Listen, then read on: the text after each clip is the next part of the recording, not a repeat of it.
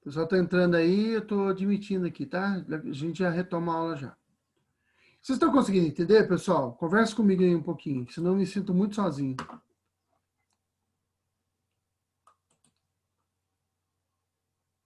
Ah, vocês não vão responder, né, suas chatas? Vocês estão conseguindo entender? Tá dando para entender? Não estou Sim, mas entendendo professor, o senhor nada? Tá muito rápido? Como é que tá? não, tá dando para entender. Mas o Tá senhor tranquilo? pode esse último assunto que o senhor falou agora, por último, porque eu não entendi muito bem.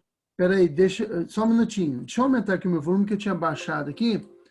Fala de novo. É o Steph que está falando comigo? Sim, tô falando. Ah, fala, Stephanie. Repete o que você falou. Tá dando para entender, sim.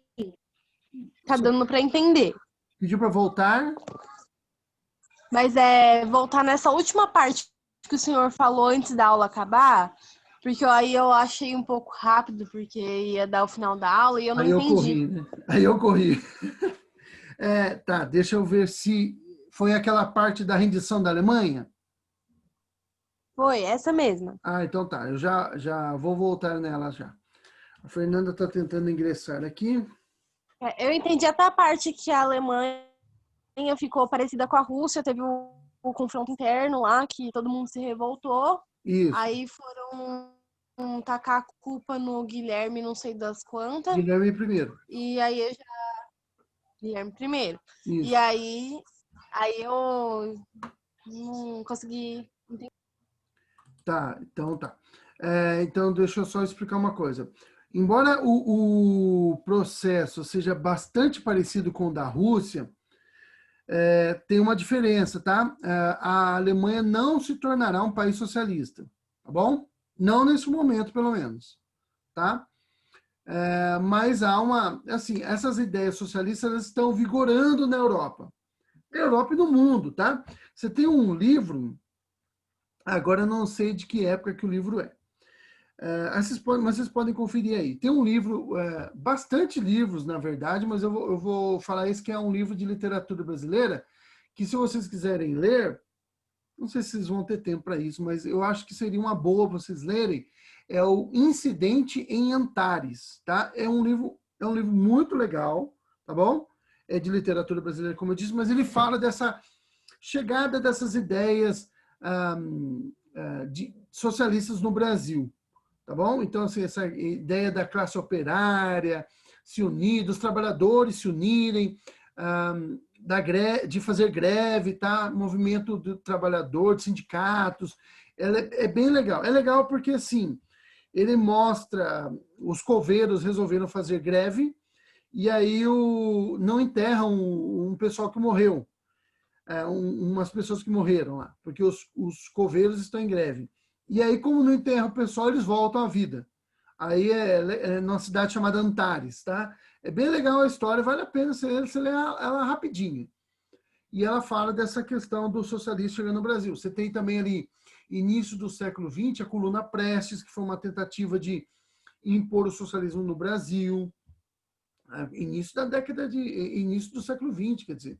Tá? Ali você está tendo ali a período Vargas, tá? Década de 30. Então, 1930, né, em diante. Então você tem essas tentativas já lá desde o século, desde o início do século XX, tentando, que é mais ou menos o que está acontecendo no mundo todo, tá? Essas ideias, e elas movimentam as massas, tá bom? Mas a Alemanha não se torna um país socialista neste momento. Quem assume é a burguesia, tá? Então, assim, os burgueses eles conseguem canalizar a revolta. Então, voltando na parte fazendo uma revisãozinha para a gente poder seguir, tá? No que eu acabei de falar, tá bom, Stephanie? Aquilo que você pediu. Então, os burgueses eles conseguem canalizar a fúria da massa que estava contra eles, contra o governo, aquele monte de gente botando fogo em prédio público, destruindo, tacando pedra no palácio do governo, atacando a polícia, aqueles tumultos, a polícia tentando reprimir como pode essas rebeliões. Vai chegar um momento que o Guilherme I percebe, ou eu me mando daqui, né, ou eu vazo da Alemanha, ou esse povo vai acabar me matando. E ele faz isso. Ele abdica do trono e some da França, esquece a França. Só vai embora da Alemanha, tá bom? Depois vocês podem pesquisar aí a vida do Guilherme I, o que aconteceu com ele. Aí, os burgueses assumem o controle, formam ali uma república provisória, porque assim, para você estabelecer um novo regime, você precisa de leis. As leis eram todas voltadas para um regime monárquico. Agora você tem que fazer uma constituição que vai regular quando que vão acontecer as eleições, qual é o poder a divisão dos poderes, poder executivo, legislativo, judiciário. Antigamente era o monarca que fazia tudo isso. Tá bom? Então precisa organizar tudo isso, montar uma espécie de um parlamento, tá? Então, isso leva um tempo. Só que não dá para você esperar, um país não pode ficar sem governo. Então, esse pessoal que assume o governo temporariamente, enquanto eles vão fazer organizar uma Assembleia Constituinte.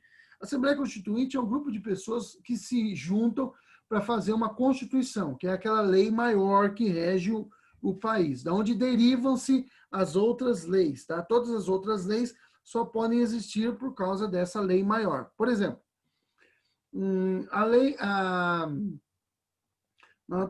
nós temos a Lei de Diretrizes e Bases, que é uma lei que regula a educação no Brasil, tá? O ensino da escola, tá? Tanto público quanto privado, tanto de vocês que estudam no Estado, quanto do Brasilis, que é a escola particular,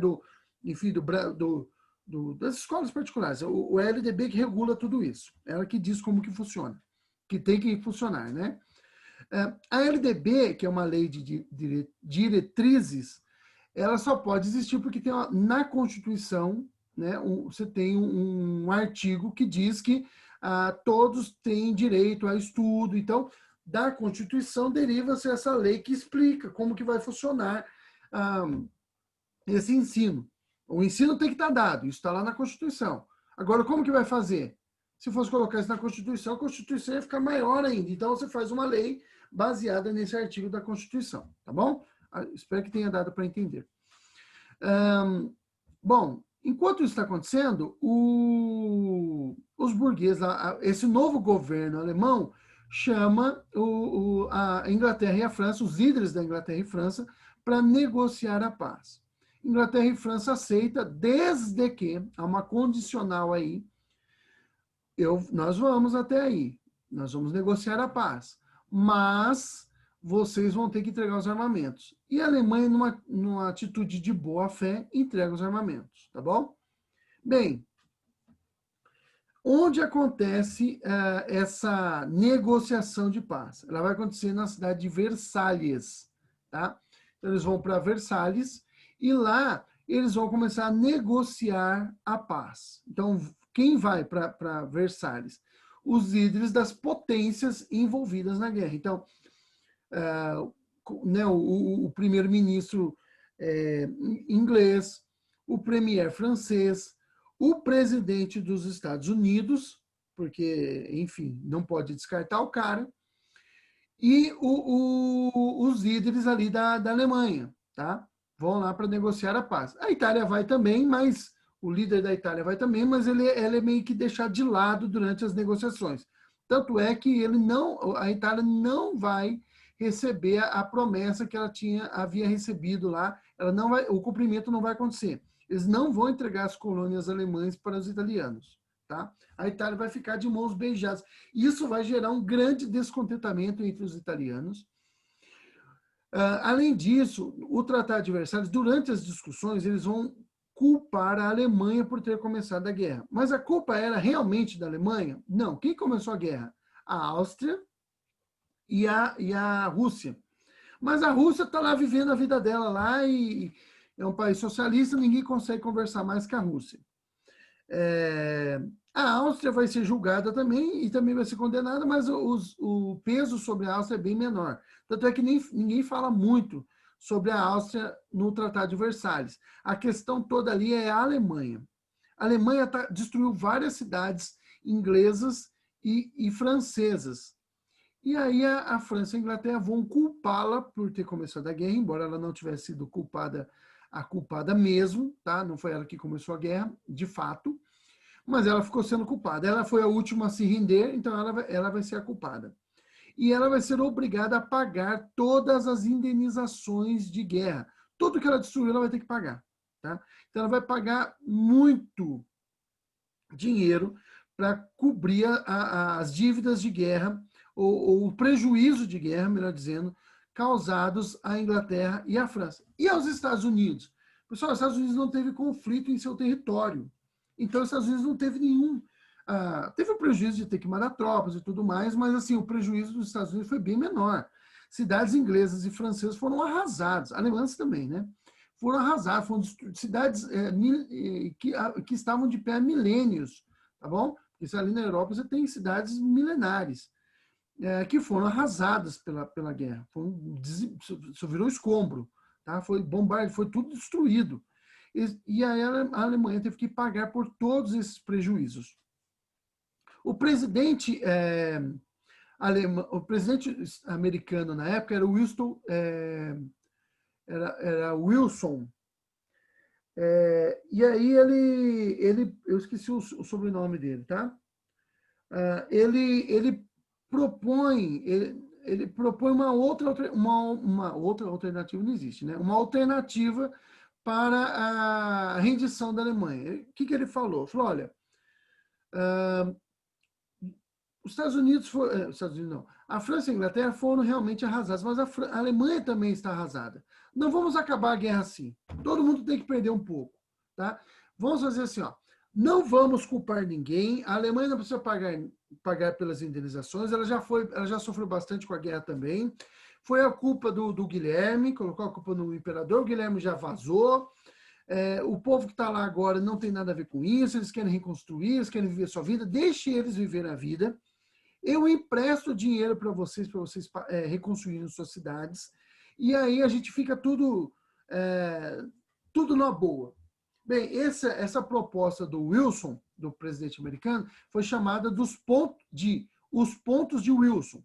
Mas foi rejeitado. Inglaterra e França não queriam, eles queriam desgraçar a vida dos alemães, eles queriam a miséria alemã.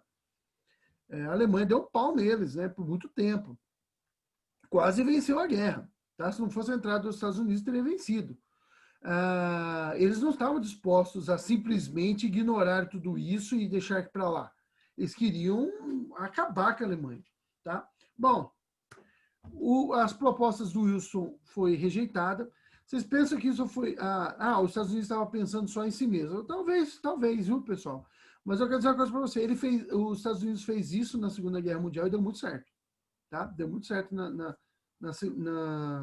no final da Segunda Guerra Mundial. Os Estados Unidos, com o plano Marshall, reconstruiu todos os países ali aliados a ele, com exceção da Rússia, reconstruiu com o dinheiro dele, emprestando dinheiro, e isso deu muito certo. Tá? Então, assim, se esse fosse o caminho que tivesse sido tomado, a gente não vê, em história, a gente não estuda o se, né, porque o se abre um monte de possibilidades, a gente só estuda o que aconteceu, mas vamos pensar um pouquinho aqui. Se os Estados Unidos eles tivessem aceitado esse plano dos Estados Unidos, talvez a Segunda Guerra não tivesse acontecido. Mas o fato e é isso que a gente estuda história, o se é coisa de mãe de Ná, tá? O se é coisa de profetas, a gente só trabalha com o que aconteceu. E o que aconteceu foi que a Inglaterra e França não aceitaram a proposta dos Estados Unidos e promulgaram lá o Tratado de Versalhes. Foi extremamente pesado. A Alemanha teve que pagar as indenizações de guerra de todas as formas, com dinheiro, com matéria-prima, perdeu todas as suas colônias, além mar, né, ultramarinas, que a gente chama, além do mar, na África e na Ásia. Na Ásia ela quase não tinha, mas as poucas cidadezinhas que ela tinha uma influência ali mercantil, ela perdeu. Na África, ela perdeu suas colônias. Ela tinha aquela colônia que eu falei para vocês, que é uma colônia lá no continente europeu mesmo, entre a França e a Alemanha, aquela regiãozinha chamada Alsácia-Lorena, rica em ferro, ela teve que entregar para a França, ou devolver para a França. Isso foi um golpe. Teve que pagar, quando não tinha mais dinheiro, tinha que pagar com madeira, com minério de ferro. Você tem uma ideia, quando acabou o aço da Alemanha, os franceses foram com tratores, amarraram nas linhas férreas, linha de trem da Alemanha, e arrastaram as linhas férreas da Alemanha para a França. Pagaram com tudo que tinha direito. Tá? A Alemanha ficou arrasada, a inflação alemã subiu às alturas, chegou a um ponto para comprar um pão. O pão ficou tão caro, o dinheiro alemão ficou tão desvalorizado que para comprar um pão, né, isso foi no pior momento, tá? Da crise alemã depois da Primeira Guerra Mundial. Para comprar um pão, era preciso de já viu aqueles carrinhos de construção, a gente chama de piruzinho ou carrinho de mão? Você precisava encher um carrinho daquele ali de dinheiro para poder comprar um pão, porque o dinheiro não valia mais nada, tá? Inflação. Enfim, a situação da Alemanha ficou muito crítica. Quando a proposta foi feita, a Alemanha, lógico que não aceitou, falou, não, isso aí já é demais, a gente não tem como arcar com isso. O que a Inglaterra e a França fizeram foi o seguinte, azar é seu, você já entregou os armamentos, vai fazer o quê? Vai lutar como? Entendeu? Então a Alemanha, assim, ao entregar os armamentos, numa atitude de boa-fé, ela acabou se tornando refém de um acordo mal feito, que foi o Tratado de Versalhes. Tá?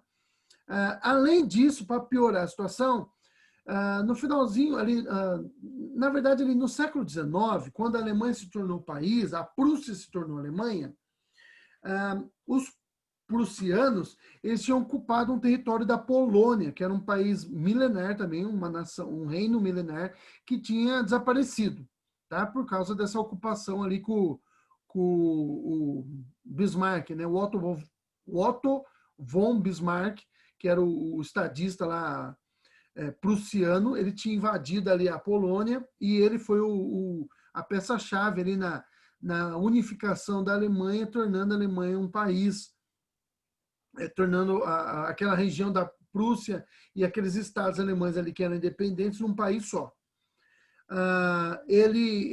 O Inglaterra e França devolveram o território para a Polônia, tá, formando aquilo que você já deve ter ouvido falar de corredor polonês, que era uma divisão. A Alemanha ela estava aqui, foi dividido uma parte do território aqui, devolvido para a Polônia e formado novamente o reino a nação Polônia, tá? A Polônia, e aí acabou que a Alemanha foi dividida em dois territórios. Então você tinha a Alemanha, Polônia e outra partezinha da Alemanha. Eles também mudaram o nome da Alemanha e formaram a República de Weimar, tá? Ou Weimar. Não é Neymar, tá bom? Toda vez que eu falo dessa República de Weimar ou Weimar, o pessoal fala Neymar, não é Neymar. Não faça essa piadinha, por favor. Então, a Alemanha ficou dividida. Olha, mas é uma boa tática para decorar, hein? É uma boa tática para decorar. É uma boa tática para decorar, né? A Estela está tentando falar. Você pode usar aí, mas lembre-se que não é ne, tá? Você pode colocar com M ou com W, tá? Weimar. Ou Weimar, tá bom? Então a Alemanha deixou de ser Alemanha, se tornou Weimar. E aí você tem Alemanha, Weimar, né? Weimar, que era o território principal da Alemanha, Polônia e Alemanha Ocidental. Cuidado aí agora, oriental, desculpa. Cuidado para não confundir essa Alemanha Oriental aqui, que era um pedacinho só da Alemanha, com a divisão que vai acontecer depois da Segunda Guerra Mundial, que aí vai ser uma Alemanha bem maior, que aí a Alemanha vai estar toda num local só e vai ser dividido, né, ali no Muro de Berlim. A gente fala Muro de Berlim, mas ele passa de Berlim, tá? Ele passa por Berlim, mas ele é maior do que só Berlim. E aí você tem a Alemanha Oriental e a Alemanha Ocidental, tá? Então cuidado com essa divisão aí inicial de Alemanha Oriental, porque é outra Alemanha, tá bom? É um outro território, não é ainda essa divisão que vocês vão se familiarizar com ela durante a Guerra Fria, tá bom? Beleza, tá aí? Tranquilo? A Alemanha acaba sendo derrotada. Ela não foi derrotada, então, importante guardar. Tá? A Alemanha não foi derrotada no combate, no campo de batalha. Ela foi derrotada na política. tá? A derrota da Alemanha, a rendição alemã, foi uma rendição política e não uma rendição militar, como vai acontecer, por exemplo, na Segunda Guerra Mundial. Na Segunda Guerra Mundial, a Alemanha foi aniquilada, né? Eles acabaram com a Alemanha. Invadiram mesmo o território e assim, França, Estados Unidos e Inglaterra ainda foram um pouco humanos com os alemães. Os russos, os soviéticos, eles foram extremamente brutais. Para você ter uma ideia, eles que chegaram em Berlim, tá? Que é a capital. Os russos chegaram em Berlim primeiro. Eles, ao tomarem Berlim, eles promoveram um estupro coletivo. Eles pegaram as mulheres, colocaram na praça e estupraram as mulheres na frente dos seus maridos, na frente dos filhos, dos pais. Estupraram crianças, idade adulta e até velhas, tá? Senhoras. Estupraram, fizeram estupros coletivos ali na praça da cidade para desmoralizar mesmo os alemães, tá? Para mostrar o seguinte para as mulheres, ó, tá vendo? Nós vencemos e nós fazemos o que queremos com vocês. Vocês são nossas, tá? E ninguém pode fazer nada para proteger vocês da gente, tá? Então, é isso que o socialismo faz, tá bom? Com as pessoas. Estuprar ali na praça da cidade. Fizeram isso em vários locais onde eles dominaram, várias cidades que eles dominaram da Alemanha, eles promoveram esses estupros coletivos, tá bom? Estuprando mulheres na frente da família, na frente de todo mundo, da população, expondo elas, né, nuas ali na praça, estuprando-as para mostrar que eles haviam vencido e ninguém poderia fazer nada. Perca a esperança porque ninguém pode salvar vocês nas nossas mãos. É isso que eles fizeram. Os russos, né, os socialistas, eles são extremamente desumanos quando tratam dessa questão. Bom? Mas, enfim, voltando aí para essa rendição da Alemanha. A Alemanha na Primeira Guerra, voltando para a Primeira Guerra, né? A Alemanha na Primeira Guerra foi, então, se rendeu politicamente, foi uma derrota política e não militar. Provavelmente ela perderia mesmo, mas ela aguentaria, ela tinha condições ainda de suportar mais alguns anos ou alguns meses, pelo menos, de conflito. E a gente não sabe o que poderia ter acontecido nesse tempo que ela suportou ou que ela teria suportado de conflito, né? Mas o fato é, e é isso que a gente se prende, é que a Alemanha foi derrotada, se rendeu e teve que pagar todas as indenizações. Então, importante de vocês guardarem sobre a Primeira Guerra Mundial. As causas da guerra, que foi umas aulas que nós demos algumas semanas atrás. Os vídeos estão no YouTube, tá? Se vocês quiserem reassisti-los, podem. Fiquem à vontade, eu até aconselho bastante. Se inscreva no canal, curta, compartilha. É brincadeira isso daí, tá? Eu vou monetizar depois do canal, ver se eu ganho algum dinheiro com isso. Tô brincando. Vamos lá.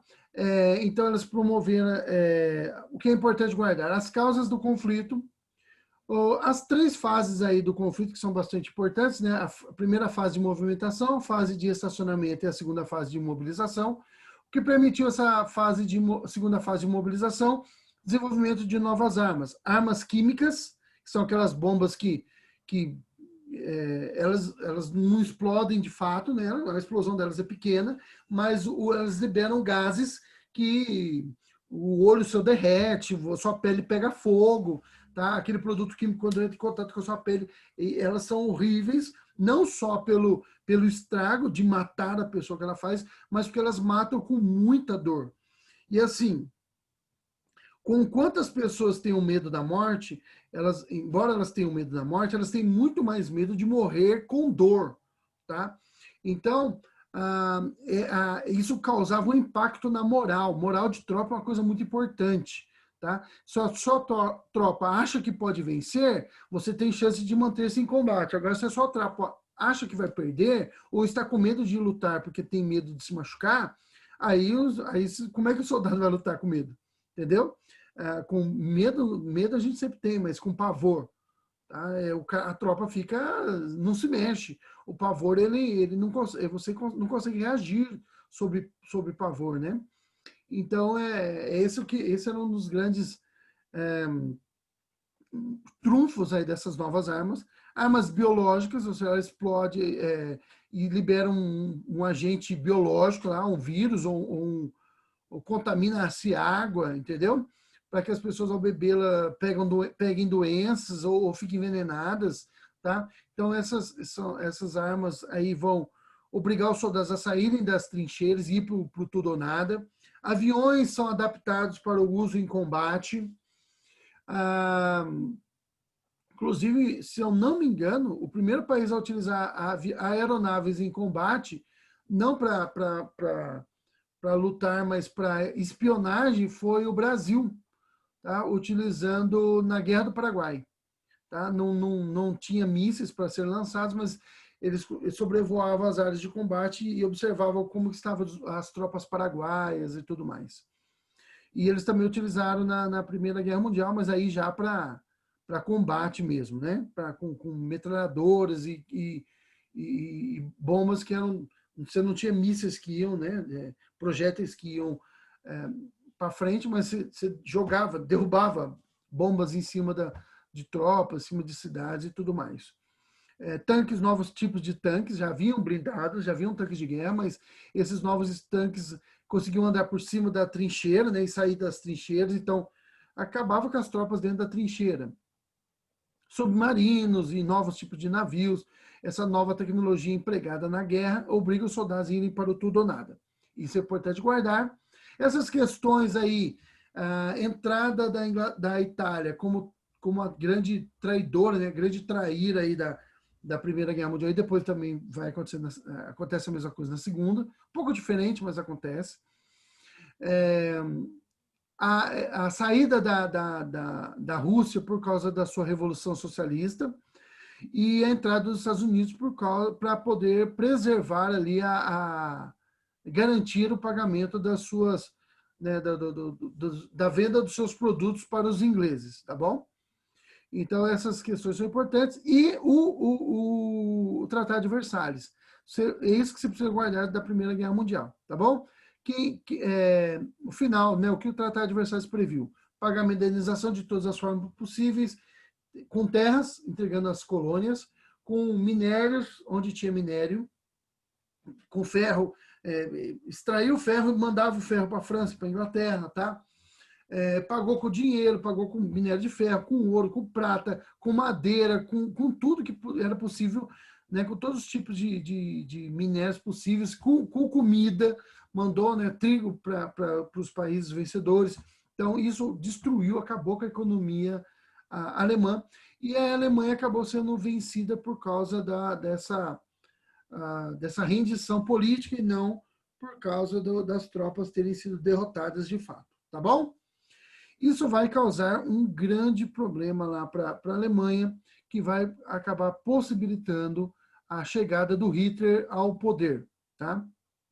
Ele assume de forma democrática, mas não foi bem democrático assim como às vezes a gente pensa. Ele foi eleito, mas a forma que ele foi eleito também não era muito democrático. Tá?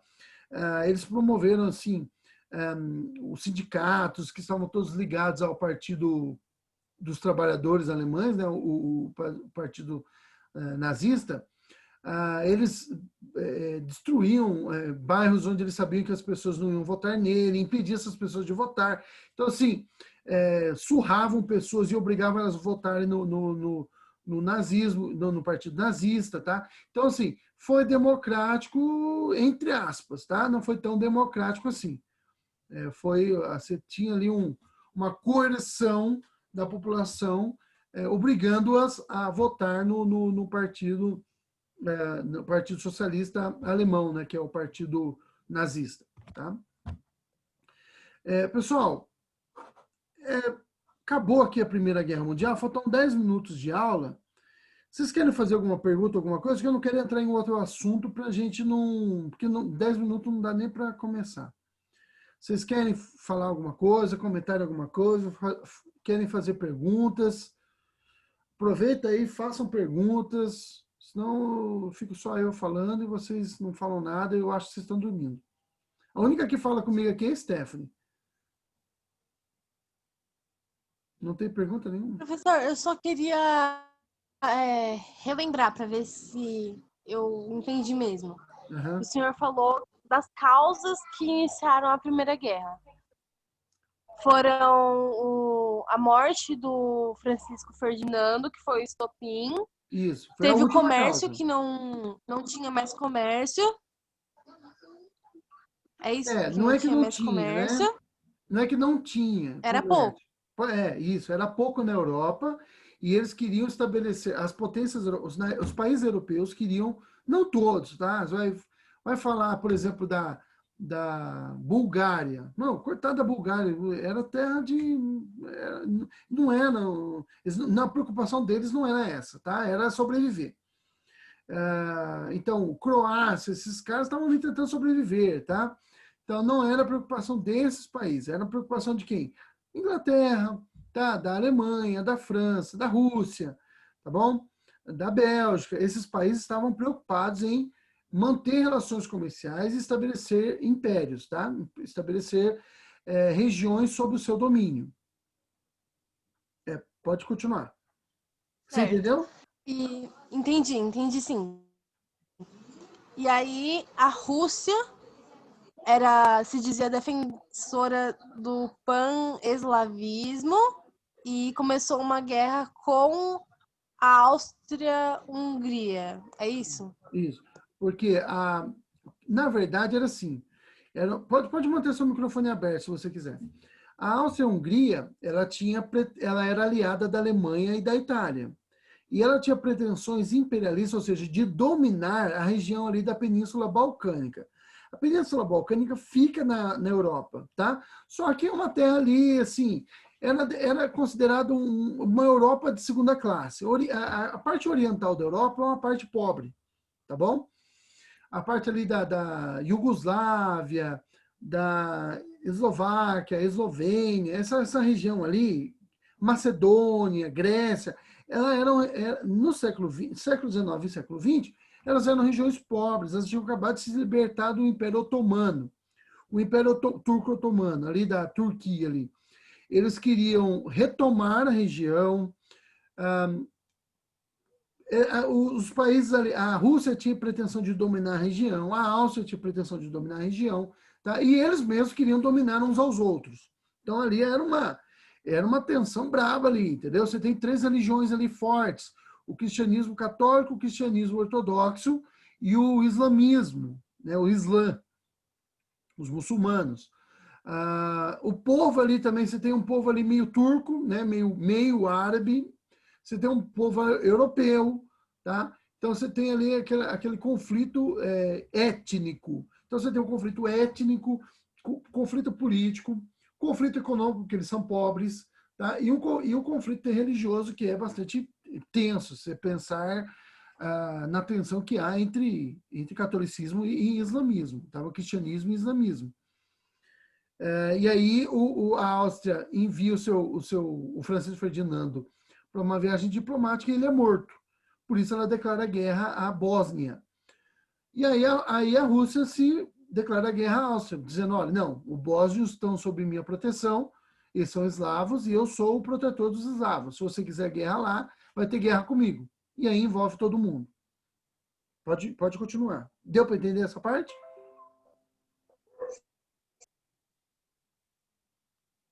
O microfone está fechado, Stephanie.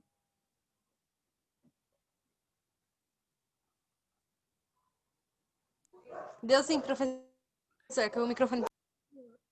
Mantenha ele aberto se você quiser. Não, é porque eu tenho meu sobrinho, aí ele fica chorando, aí eu também tenho um Nossa, cachorro que fica latindo, entendi. aí atrapalha. Tem mais duas coisas também, Steph. Não sei se você está lembrando delas. É o período da paz armada, né? Ligada à Belle Époque, Verdade. tá bom? Ou seja, Tá bom. quer dizer, a paz armada é isso, né? É a Belle Époque, ou seja, ou era vitoriana, é a mesma coisa, só que na Inglaterra é vitoriana e na França é Belle Époque. Ou seja, nós chegamos a. Não era só dos dois, tá? Essa era uma ideia ocidental, tá? Nós chegamos à maioridade Certo. da civilização ocidental, nós não precisamos mais lutar. Nós chegamos, nós agora, esse negócio de brigar é coisa de criança, né? Então, eles estão considerando etapas do desenvolvimento de um homem, de um indivíduo, né, de uma pessoa, para o desenvolvimento das sociedades.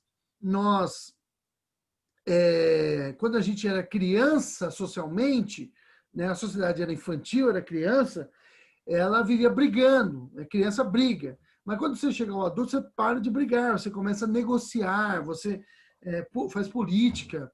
Então, socialmente, nós também nos desenvolvemos de tal forma que nós não precisamos mais lutar. Se a Inglaterra tem alguma questão com a França, a gente vai lá diplomaticamente e negocia, tá bom? Só que enquanto eles estão fazendo isso, eles estão fazendo arma. Não, fazendo armamento para brigar. Para brigar, exatamente. Tem um filme, ele é um filme assim, mais ou menos, tá? Mas ele também é antiguinho, que chama assim, a Liga Extraordinária. É um filme bem mais ou menos. Mas ele mostra um pouco dessa corrida armamentista. O filme do Sherlock Holmes. Esse filme quem faz o Sherlock Holmes é o Homem de Ferro, sabe? O ator do Homem de Ferro. Se você assistir os dois, vocês vão ver essa também. É ali, período Revolução Industrial, finalzinho do século XIX, início do século XX. A preparação para a Primeira Guerra Mundial, corrida armamentista, tá?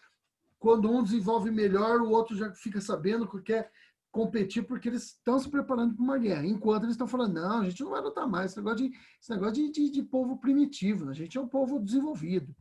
Tá bom? Beleza? Beleza. E o resto? Todo mundo anda beleza? Ninguém fala nada. Mas tá bom. Tudo ok por aqui, professor. Então beleza. Bom, a Ana deu joinha, a Catarina também. A Beatriz está sorrindo, mas acho que ela foi embora. Até semana que vem, pessoal. O Igor dando joinha aí também. Até semana que vem. Espero que esteja dando. Espero que esteja dando para vocês entenderem. Qualquer dúvida, pergunte. Vocês têm o meu contato lá no grupo. Deixa eu dar uma dica para vocês, pessoal, rápida. Esse ano, se eu não me engano, a FATEC ela já fez o vestibular de forma diferente. Ela fez análise de currículo escolar. Os Estados Unidos faz isso. Você não tem vestibular nos Estados Unidos. O que eles fazem? Você manda suas notas e uma proposta para as faculdades. Elas analisam a sua proposta e, diante disso, elas aprovam você para estudar lá ou não. Tá? Se essa moda pega aqui no Brasil, é muito importante que vocês estejam atentos, porque assim, eu não sei como que vocês estão se envolvendo lá no grupo do WhatsApp da classe, lá que os professores põem atividades. Mas, por mais que vocês achem que não estejam aprendendo muito, façam as atividades, que alguma coisa vocês vão reter. E outra, uma nota 5 pode fazer a diferença para vocês depois na hora de ganhar uma bolsa, viu? Vai que essa moda pega e as faculdades começam a analisar os currículos, assim, as notas de vocês para a admissão na faculdade. E aí isso pode ter peso. Tá? Então, assim, melhor fazer as atividades e garantir uma nota alta, tá? Porque isso depois pode fazer diferença na vida de vocês. Tá? Mesmo que tenha aí o quarto ano, que ninguém sabe direito como será, mesmo que tenha o quarto ano, eles estão analisando a nota dos 3 anos do ensino médio. Eu sei disso porque uma ex-aluna minha mandou para mim as notas dela e pediu para dar uma olhada e ver se a nota estava boa. Eu falei, não, tá mediano, tá médio para bom. Eu falei, não, aí ela me contou que a FATEC estava fazendo análise de currículo em vez do vestibular. Então, se vocês estão fora do grupo ou não estão participando, participem, façam as atividades, garantam uma nota boa para que vocês possam aí depois não ter surpresas no futuro, tá bom? Pode ser que isso não aconteça, mas vai que acontece, tá? No mais, pessoal, boa semana para vocês. Professor, mas precisa fazer o Enem primeiro, não precisa? O Enem é para... o que tem o Enem? Não, o Enem é para outra coisa. Enem ajuda. Não, sim, mas para você fazer a FATEC, você precisa primeiro da nota do Enem, não precisa? Pelo que eu estava vendo. você tinha um vestibular, né? Esse ano que começou a por causa